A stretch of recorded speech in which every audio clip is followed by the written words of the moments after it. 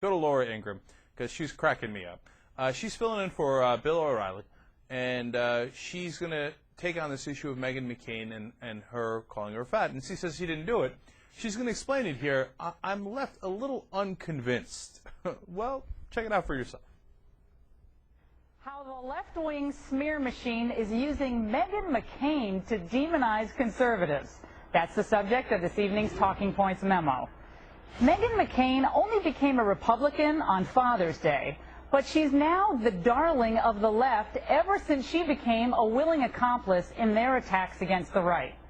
In an online column, she slammed Ann Coulter, which instantly won her a guest spot on MSNBC.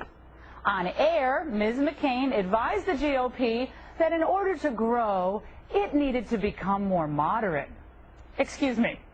Didn't Republicans just lose an election after nominating the poster boy of moderation?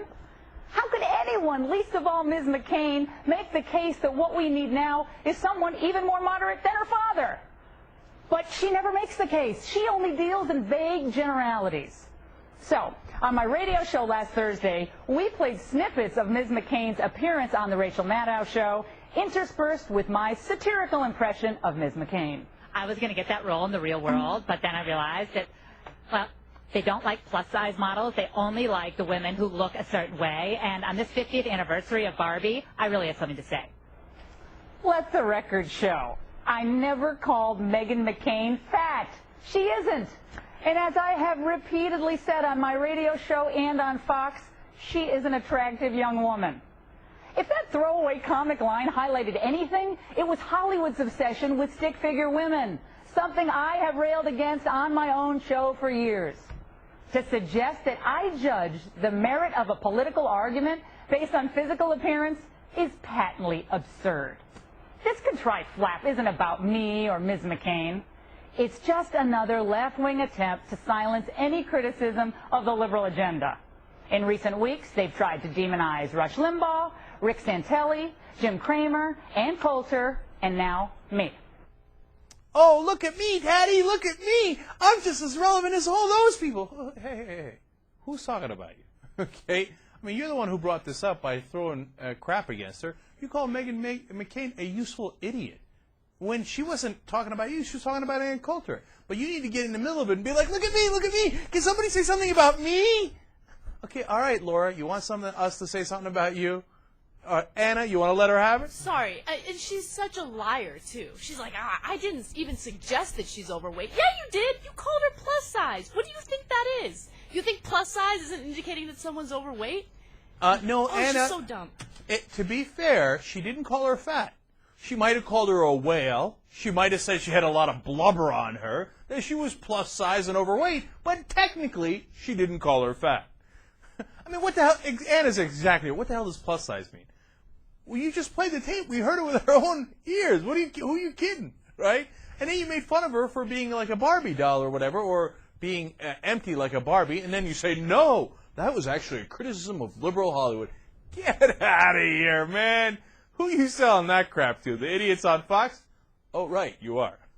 That's exactly what you're doing. And then third of all, her quote-unquote substantive point on the last thing we need is someone to be more moderate. Man, I saw that and I thought, you know what? I think the Fox audience agrees with her.